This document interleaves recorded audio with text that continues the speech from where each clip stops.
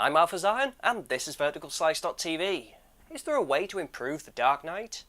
Of course there is. What is your major malfunction, brother? I am the freaking Batman!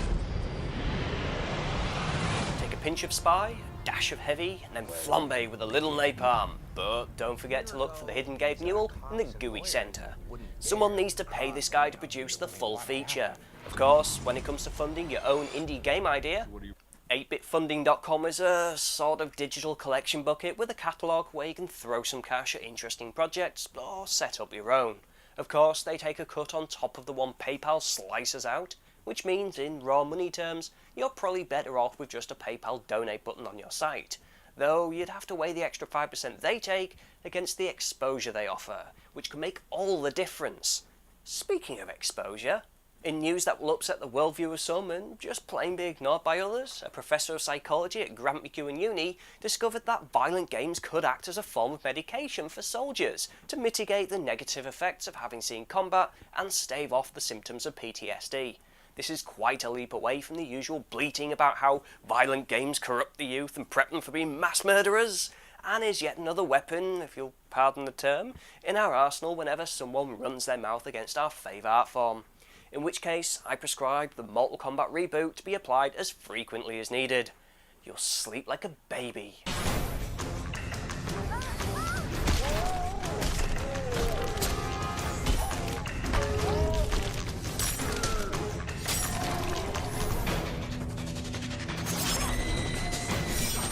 Mind you, I can think of stranger things to disturb a fragile mind, and they don't all need to be HD gore fests.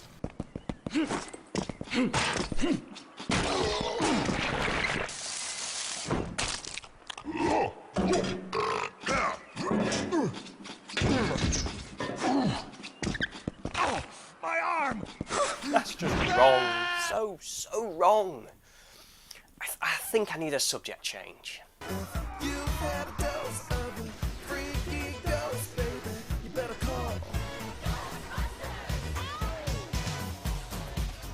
Yeah, just what I needed. A Smash TV flashback in Ghostbusters sequel clothing.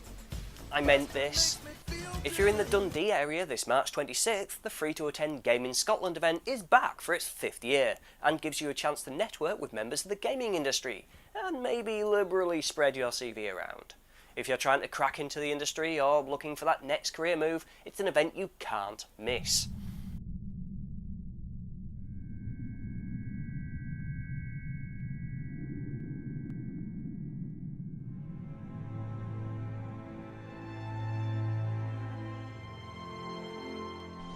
In the cool indie front, don't worry, we're not going all hipster on your asses. I mean, really, can you imagine? Anyway, Fallen Frontier by some former Bungie guys at Moonshot Games is a funky little side-scrolling shooter set in a dystopian future where you're out for revenge.